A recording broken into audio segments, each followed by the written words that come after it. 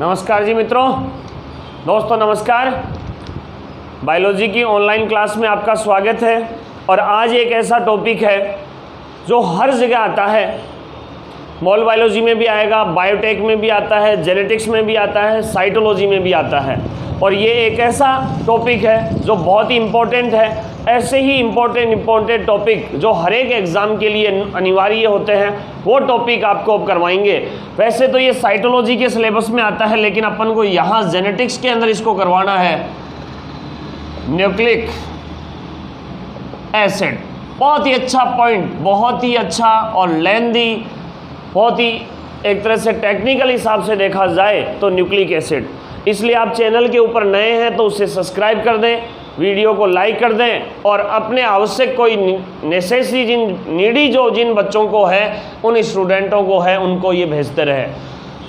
इस चैनल के ऊपर आपकी ह्यूमन फिजियोलॉजी की बहुत सारी क्लासें जो ICR, नीट, जेट, BHU सबके लिए उपयोगी हैं, वो सारी क्लासें आएगी। इसलिए आप इस चैनल को सब्सक्राइब कर दें ताकि नोटिफिकेशन फटाफट आपके पास आ जाए और आपकी क्लासों का रिवीजन हो जाए। तो थोड़ा सा ध्यान देंगे।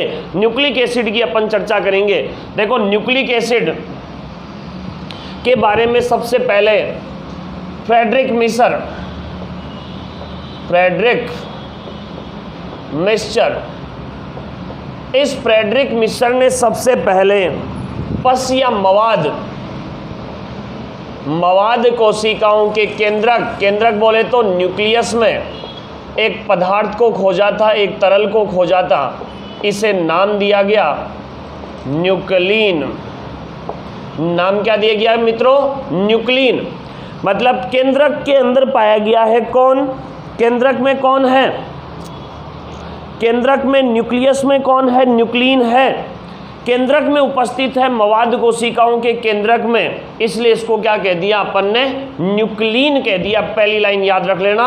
स्टार्टिंग न्यूक्लिक एसिड का पता करने वाले वैज्ञानिक कौन है? Friedrich Miescher. लेकिन फ्रेडरिक मिस्चर ने केंद्रक में उस पदार्थ को क्या नाम दिया? न्यूक्लिन। और इसी न्यूक्लिन को अल्टमान ने नाम दे दिया न्यूक्लिक एसिड। क्या नाम दे दिया? Nucleic acid. और इस न्यूक्लिक एसिड की खोज का श्रेय जाता है, खोज के लिए जो प्रयोग किया था वो प्रयोग किया था किसने? फ्रेडरिक ग्रिफिथ ने। वो स्ट्रेप्टोकोकस न्यूमोनी वाला प्रयोग, कौन सा? चूहे वाला प्रयोग। और इसकी खोज का रियल जो श्रेय जाता है वो जाता है ओसवाल्ड एवरी,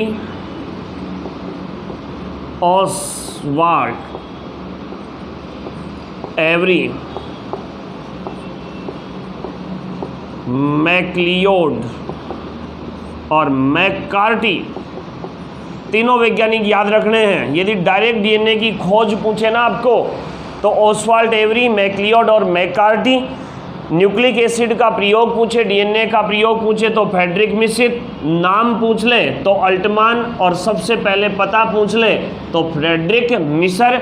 और इस न्यूक्लिक एसिड या इसका जो संगठन बताया था वो संगठन बताया था किसने? कोसेल ने। कोसेल को नोबेल प्राइज़ भी मिला था इसके लिए। और कृत्रिम DNA की बात कर ले, कृत्रिम DNA, इसको भी नोबेल प्राइज़ मिला है। और यहाँ भारतीय वैज्ञानिक है कौन? डॉक्टर हरगोविंद खुराना। डॉक्टर हरगोविंद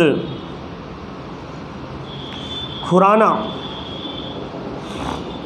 ये अपने लिए मेन इंपॉर्टेंट 5-6 वैज्ञानिक मैंने बता दिए। प्यारे बच्चों ध्यान देना बहुत अच्छे से दोस्तों, बहुत अच्छा टॉपिक है, हर एक कंपटीशन को कवर करता ही है, इंपॉर्टेंट टॉपिक है। वीडियो को देखते रहें, शेयर करते रहें, लाइक करते रहें और बहुत गजब के वीडियो आप प्राप्त करते रहें। तो सबसे पहली इसकी जो पता करने वाले थे फ्रेडरिक मिस्चर थे। मवाद कोशिकाओं में खोजा था, केंद्रक यानी न्यूक्लियस में है, इसलिए इसका नाम दे दिया न्यूक्लिन। रियल नाम इसका कौन ने दिया? अल्टमान ने। न्यूक्लिक एसिड की खोज के लिए प्रयोग तो फ्रेडरिक ग्रिफिथ ने किया था, आधा अधूरा चूहे वाले पर। इसको पूरा करके खोज का श्रेय किसको गया? ओसवाल्ड एवरी, मैक्लियोड और मैककार्टी को। इसका जो रासायनिक संगठन बताया था वो किसने? कोसेल ने। और कृत्रिम DNA, कृत्रिम जो न्यूक्लिक एसिड प्रयोगशाला में संश्लेषित किया गया था वो किसने किया? भारतीय वैज्ञानिक डॉक्टर हरगोविंद खुराना ने। तो ये तो छोटी छोटी इसके इतिहास की बात होगी। थोड़ा सा एक बार इसका स्क्रीनशॉट ले लो बहुत ढंग से अच्छे से।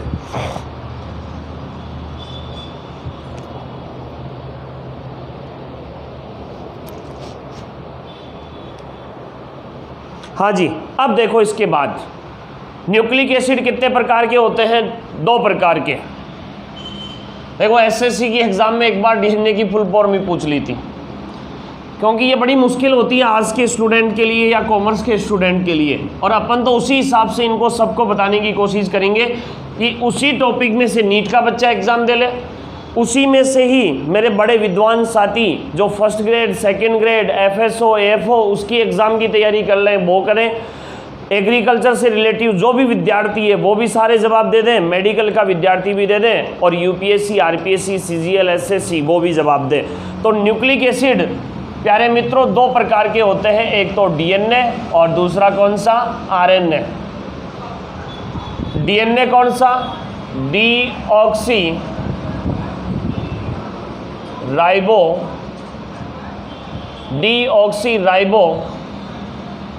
Nucleic acid. Deoxy ribo nucleic acid DNA, और RNA ribo nucleic acid, ribo nucleic acid. ठीक है, डीऑक्सी राइबो न्यूक्लिक एसिड और राइबो न्यूक्लिक एसिड। डीएनए का जो संगठन है, इसकी संरचना है, उस संरचना में 3 अणु होते हैं। न्यूक्लिक एसिड की संरचना में कितने अणु हैं? 3 अणु। इंपॉर्टेंट, बहुत इंपॉर्टेंट। 3 अणु कौन कौन से जी दोस्तों? कौन कौन सा? सबसे पहली कौन सी? पेंटोज शर्करा। दूसरी कौन सी? फास्फेट समूह। और तीसरे कौन से? नाइट्रोजनी क्षारक। नाइट्रोजनी क्षारक बहुत अच्छे तीनों आपके हैं ये, पेंटोज शर्करा, पेंटोज शुगर, फास्फेट ग्रुप और नाइट्रोजनिक बेस। सबसे पहली पेंटोज शर्करा की बात करते हैं। 5 कार्बन की वलय शर्करा है ये। वलय शुगर है कितने कार्बन की? 5 कार्बन की होती है, 5 कार्बन से निर्मित होती है। C5H10O5 5 कार्बन की शर्करा है। कैसे कैसे है देखो जी।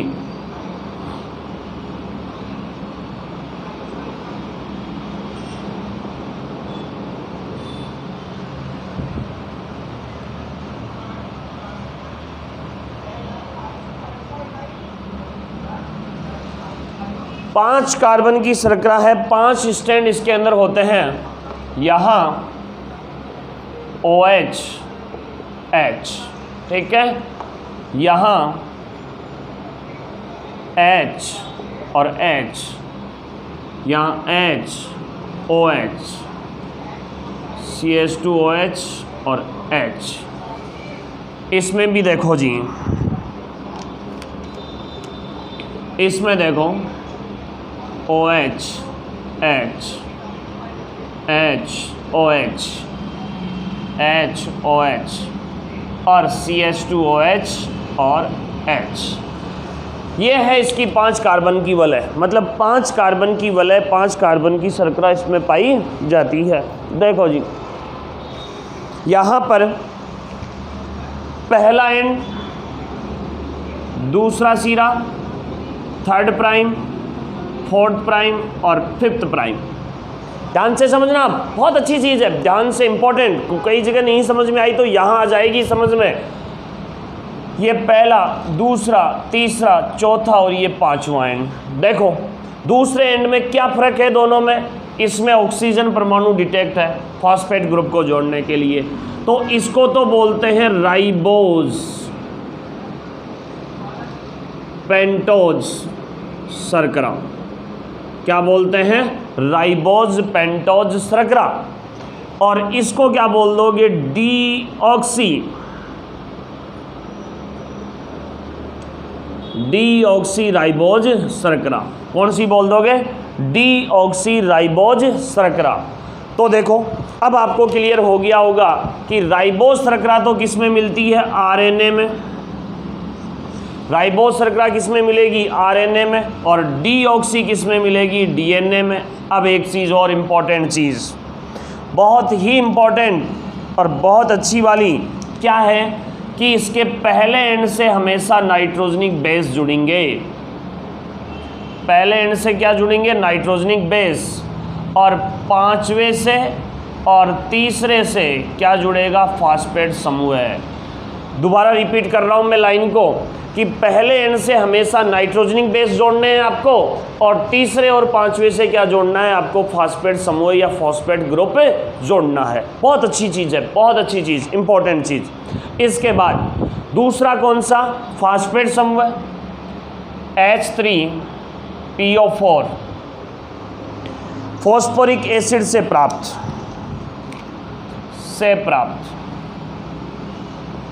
कैसे जोड़ोगे? केंद्रीय धातु आयन कौन है यहाँ? P। अब P के साथ क्या क्या जुड़ रहा है? OH जुड़ रहा है, O जुड़ रहा है, OH जुड़ रहा है, OH जुड़ रहा है। और ये RNA और DNA दोनों में क्या होता है? समान होता है, मतलब सेम पाया जाता है। वही फॉस्फोरिक एसिड से प्राप्त कौन सा? फास्फेट समूह दोनों में क्या होता है? समान होता है। नाइट्रोजनिक बेस कौन से? नाइट्रोजन के उत्पाद, नाइट्रोजन के उत्पाद या नाइट्रोजन से निर्मित। और ये प्यारे बच्चों 5 होते हैं, ATGCU। कितने? 5 प्रकार के, संख्या में 5, याद रखना, कंफ्यूज मत हो जाना हो। संख्या में 5, adenine, thymine, guanine, cytosine, uracil. Full form लिख लेना, एडेनिन, थाइमिन, ग्वानिन, साइटोसिन और यूरेसिल। संरचना के आधार पर देखें, तो 2 प्रकार के, एक तो प्यूरिन और दूसरा पिरीमिडीन। दूसरा कौन सा हो गया? पिरीमिडीन। प्यूरिन और पिरीमिडीन, अंतर क्या है दोनों में? प्यूरिन के अंदर पाई जाती है 2 वलय, एक तो हेक्सा वलय और दूसरी मिलती है इसके अंदर कौन सी? पेंटा वलय। पेंटा, दूसरी पेंटा मिलेगी, पेंटा।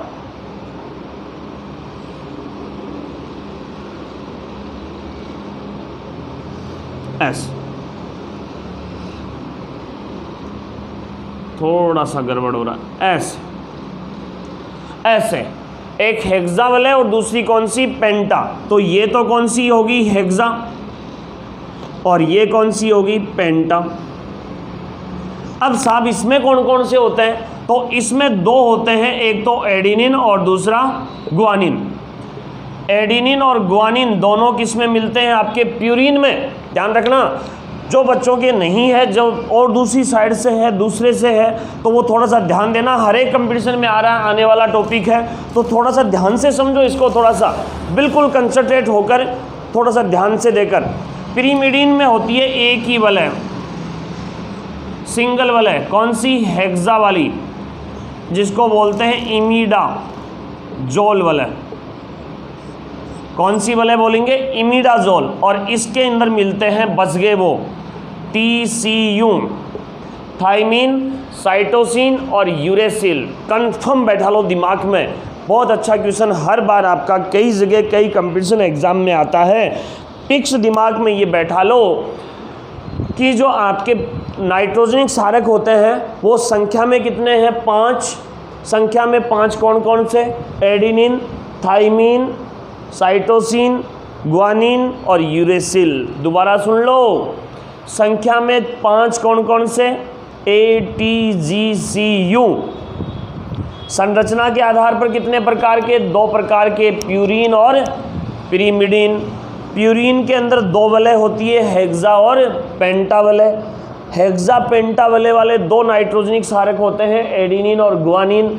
और पिरिमिडिन हेक्सावले वाले या इमिडाजोल वाले कौन से होते हैं? थाइमिन, साइटोसिन और यूरेसिल। अब बताओ ये नाइट्रोजनिक क्षारक कहाँ जुड़ेंगे?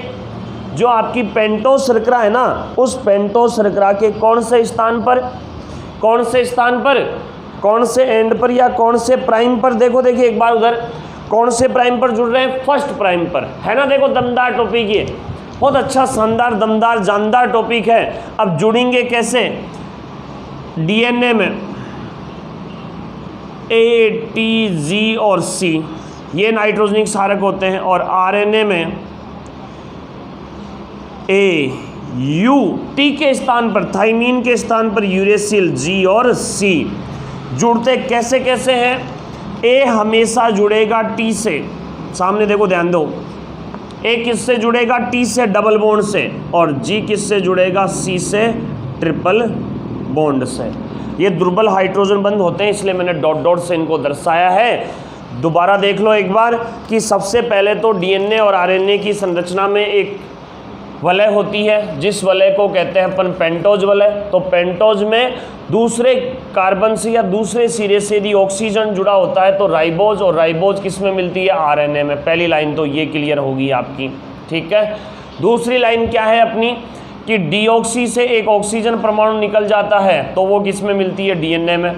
पहले एंड से क्या जोड़ोगे? नाइट्रोजनिक क्षारक। पांचवें और तीसरे एंड से क्या जोड़ने? फास्फेट समूह। फॉस्फोरिक एसिड से प्राप्त फॉस्फेट समूह दोनों में कॉमन होता है। नाइट्रोजनिक क्षारक संख्या में कितने होते हैं? 5, ए, टी, जी, सी, यू। संरचना के आधार पर प्यूरिन और दूसरा कौन सा? पिरिमिडिन। प्यूरिन में संरचना में कितनी वलय? 2, एक तो हेक्सावलय और दूसरी पेंटावलय। इसके अंदर दो नाइट्रोजनिक क्षारक मिलेंगे आपके, कौन कौन से? एडिनिन और गुआनिन। और हेक्सा वाली के अंदर, पिरिमिडिन सिंगल वाली के अंदर कौन सा मिलेगा? थाइमीन, साइटोसिन और यूरेसिल। पाए जाने वाले का क्रम देख लो, डीएनए में कौन से मिलते हैं? एडिनिन, थाइमीन, गुआनिन और साइटोसिन। आरएनए में थाइमीन के स्थान पर क्या होता है? यूरेसिल। और जुड़ने के क्रम के हिसाब से देखा जाए तो ए से हमेशा टी जुड़ता है डबल बॉन्ड से, और जी से हमेशा कौन जुड़ता है? सी ट्रिपल बॉन्ड से। बहुत अच्छे से स्क्रीनशॉट लो, देखो कितना दमदार, कितना टेक्निकल टॉपिक है, और भी इसकी चर्चा करेंगे अभी आगे। एक बार स्क्रीनशॉट ले लो इसका।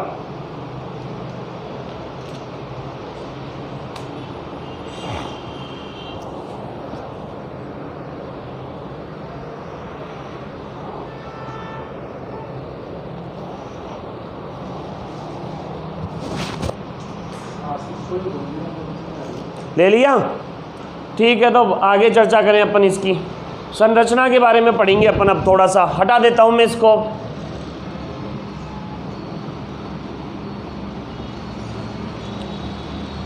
अब देखो इसकी संरचना बनाए अपन।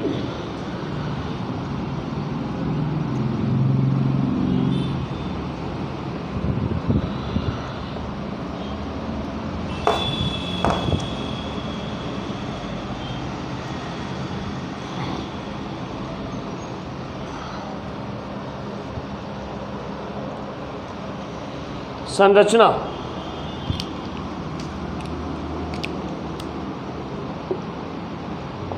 डीएनए की रासायनिक संरचना, निर्माण होता है इसका 4 स्टेप्स में। चारों स्टेप बहुत इंपॉर्टेंट, कंसंट्रेट माइंड को, चारों स्टेप बहुत इंपॉर्टेंट। सबसे पहला न्यूक्लियोसाइड का निर्माण। सबसे पहला कौन सा? न्यूक्लियोसाइड का निर्माण। दूसरा न्यूक्लियोटाइड का निर्माण। तीसरा पॉली न्यूक्लियोटाइड श्रृंखला का निर्माण। और चौथा स्टेप कौन सा? डीएनए निर्माण। जैसे जैसे अपन ने लिखे हैं वैसे वैसे अपन को बनाने हैं, कोई समस्या नहीं। पहले न्यूक्लियोसाइड बनेंगे, फिर न्यूक्लियोटाइड बनेंगे, और फिर पॉलीन्यूक्लियोटाइड श्रृंखला बनेगी, और लास्ट में क्या बन जाएगा, डीएनए बन जाएगा। बहुत इजी है, बहुत इजी है। कैसे इजी है बताएंगे, वैसे इजी है, अपन कर देंगे। इजी है तो नहीं, लेकिन आप ध्यान दोगे, मैं समझा दूंगा, इजी अपने आप हो जाएगा। देखो जी, न्यूक्लियोसाइड पेंटोस शर्करा प्लस नाइट्रोजनिक क्षारक, पेंटोस शर्करा प्लस नाइट्रोजनिक क्षारक क्या जुड़े, क्या बनेगा, न्यूक्लियोसाइड बनाएंगे अभी। Nucleotide, nucleoside plus phosphate group, nucleoside plus phosphate group, अनेक न्यूक्लियोटाइड, न्यूक्लियोटाइड, और 2 पॉलीन्यूक्लियोटाइड चेन विपरीत क्रम में जुड़ने पर, क्रम में जुड़ने पर 2 पॉलीन्यूक्लियोटाइड श्रृंखलाएं विपरीत क्रम में जुड़ जाती है, तब क्या बन जाते हैं, न्यूक्लियोटाइड। बहुत इजी बना देंगे। सबसे पहले पेंटोस शर्करा, ये लो जी 4 कार्बन की, 5 कार्बन की अभी बताई थी आपको। इसके पहले एंड पे क्या जोड़ दें, नाइट्रोजनिक बेस जोड़ दें, ये क्या बन गया, न्यूक्लियोसाइड बन गया। तो क्वेश्चन हो गया आपका कि निम्न में से न्यूक्लियोसाइड में पाए जाते हैं पेंटोस शर्करा फॉस्फेट समूह, नाइट्रोजनिक क्षारक फॉस्फेट समूह, पेंटोस शर्करा नाइट्रोजनिक क्षारक, या इनमें से कोई नहीं। तो न्यूक्लियोसाइड में क्या क्या पाए जाते हैं, एक तो पेंटोस शर्करा पाई जाती है, और दूसरे प्यारे बच्चों क्या पाए जाते हैं, नाइट्रोजनिक बेस। अब आपके पास न्यूक्लियोसाइड बना, न्यूक्लियोसाइड किस किस से बना था, पेंटोस शर्करा से प्लस नाइट्रोजनिक बेस से। अब इसके साथ अपन फॉस्फेट ग्रुप को जोड़ दें, जोड़ते ही वो क्या बन गया, न्यूक्लियोसाइड बन गया। माइंड को कंसंट्रेट रखना, चैनल प्रॉपर। यदि इधर उधर भी हटा दिया, सावधानी हटी, दुर्घटना घटी, ऐसा ही टॉपिक है ये, तो थोड़ा सा ध्यान देते रहो, पर्टिकुलर इन चीज़ों को समझते रहो। देखो ये पहले अपन बना चुके न्यूक्लियोसाइड, न्यूक्लियोसाइड में पेंटोस शर्करा और नाइट्रोजनिक क्षारक मैंने आपके सामने जोड़ दिया था। अब इसके तीसरे और पांचवें एंड से, तीसरे और पांचवें एंड से अपन क्या जोड़ दें, फॉस्फेट ग्रुप, ये क्या बन गया, न्यूक्लियोसाइड बन गया। तो अब ये क्वेश्चन भी आ सकता है कि न्यूक्लियोटाइड में पाए जाते हैं क्या क्या, पेंटोस शर्करा, नाइट्रोजनिक क्षारक और फॉस्फेट समूह, और ये एक के बाद एक जुड़ेंगे तब श्रृंखला बनेगी। अब दोनों आमने सामने जुड़ जाएगा तब क्या बन जाएगा, डीएनए बन जाएगा। आलो बना लो, तीसरी बार समझा रहा हूँ, फिर तीसरी बार समझा रहा हूँ। सबसे पहले आपके पास क्या है, पेंटोस शर्करा है, ये लो जी, ये लो जी बना दी अपन ने।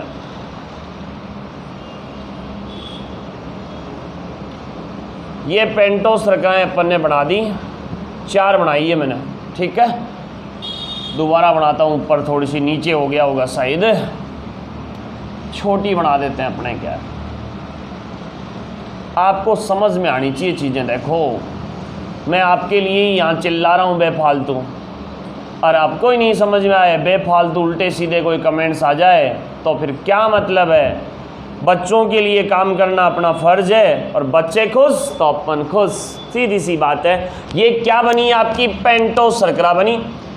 आपसे फिर रिक्वेस्ट कर रहा हूँ, चैनल को लाइक सब्सक्राइब कर दें, क्योंकि आने वाले वीडियो बहुत इंपॉर्टेंट ह्यूमन फिजियोलॉजी के आएंगे, और एग्रीकल्चर के बच्चों के लिए बहुत इंपॉर्टेंट, आईसीआर के लिए और बाकी अदर्स एग्ज़ाम वगैरह के लिए है ना, वो सारे वीडियो उसी के ऊपर डालूंगा मैं। तो थोड़ा सा नोटिफिकेशन आपके पास आ जाए, भैया मैं क्या कर रहा हूँ, कुछ नहीं कर रहा, आपके लिए समाज सेवा कर रहा हूँ।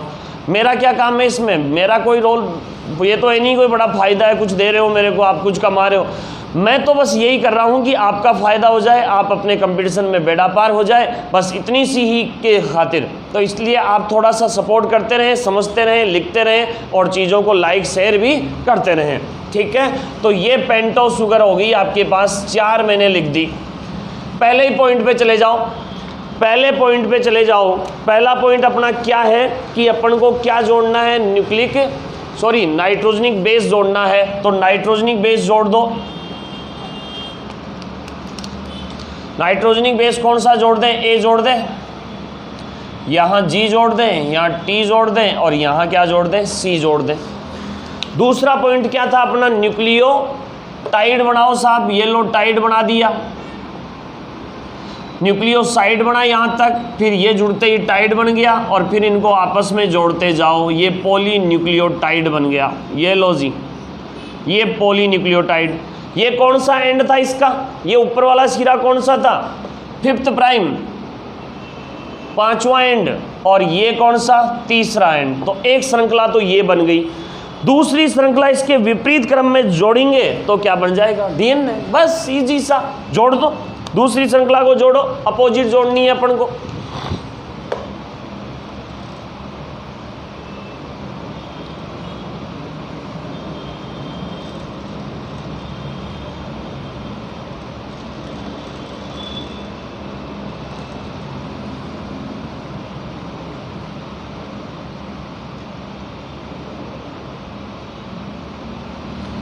ये लो जी, दूसरी श्रृंखला पेंटो श्रृंखला तो मैंने जोड़ दी,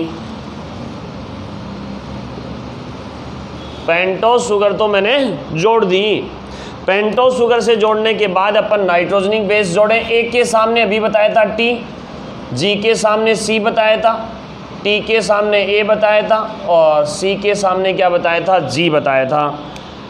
बच गए इधर, तो इधर बच गए, तो ये न्यूक्लियोटाइड और ये पॉलीन्यूक्लियोटाइड चेन। ये लो जी, ये प्राइम कौन सा इसका, 3rd प्राइम, अपोजिट हो गई। अपोजिट क्यों किया अपन ने, क्योंकि पहला एंड इसके सामने आना चाहिए ताकि नाइट्रोजनिक बेस जुड़ जाए। नाइट्रोजनिक बेस जुड़ गए, नाइट्रोजनिक बेस जुड़ने के बाद इनकी बॉन्डिंग कर दो, हाइड्रोजन बॉन्ड डबल, यहाँ कौन सा ट्रिपल, यहाँ कौन सा डबल और यहाँ पर कौन सा ट्रिपल। तो देखो इन दोनों श्रृंखलाओं के बीच यहां जुड़ता है ना, उसको तो कहते हैं फॉस्फो डाई एस्टर बंध, जो कौन सा होता है, ग्लाइकोसाइटिक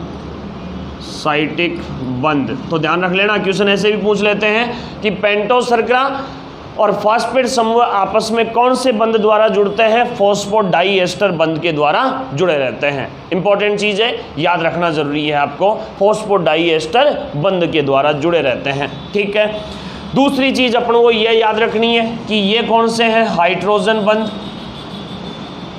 और हाइड्रोजन बंध कौन से, दुर्बल, एक में ट्रिपल और एक में डबल, और ये कौन सी होगी, पॉलीन्यूक्लियोटाइड चेन, पॉलीन्यूक्लियोटाइड चेन। अब देखो इसको लेंदी पूछे तो न्यूक्लियोसाइड कितने प्रकार के बनेंगे, 4 प्रकार के। पहला देखो पॉलीन्यूक्लियोटाइड या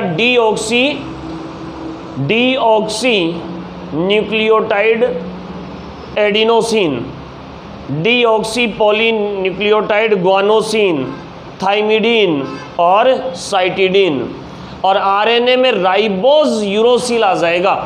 मतलब इसके आगे अपन को नाइट्रोजनिक क्षारक जोड़ते ही न्यूक्लियोसाइड कितने प्रकार के बन जाएंगे, 4 प्रकार के। पहला कौन सा, ए जिसके साथ जुड़ेगा तब तो जुड़ेगा कौन सा, एडिनोसिन, ग्वानोसिन, थाइमिडीन और साइटिडीन। ये ऐसे इस प्रकार से आपके डीएनए की जो रासायनिक संरचना है वो रासायनिक संरचना पूरी हो गई। बहुत इंपॉर्टेंट थी, एक बार इसका स्क्रीनशॉट ले लो बहुत अच्छे से, सिंपल वे में, इजी वे में, बहुत शानदार तरीके से।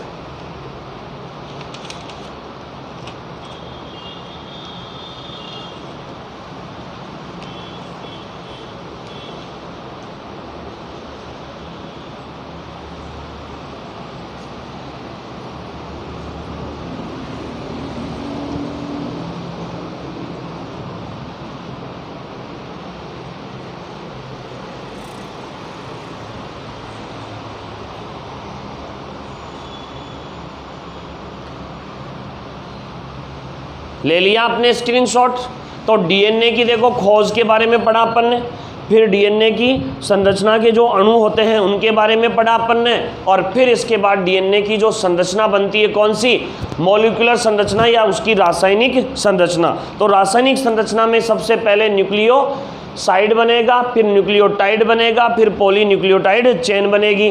तो न्यूक्लियोसाइड जो होते हैं ना वो इसके अंदर बनते हैं श्रृंखला के अंदर।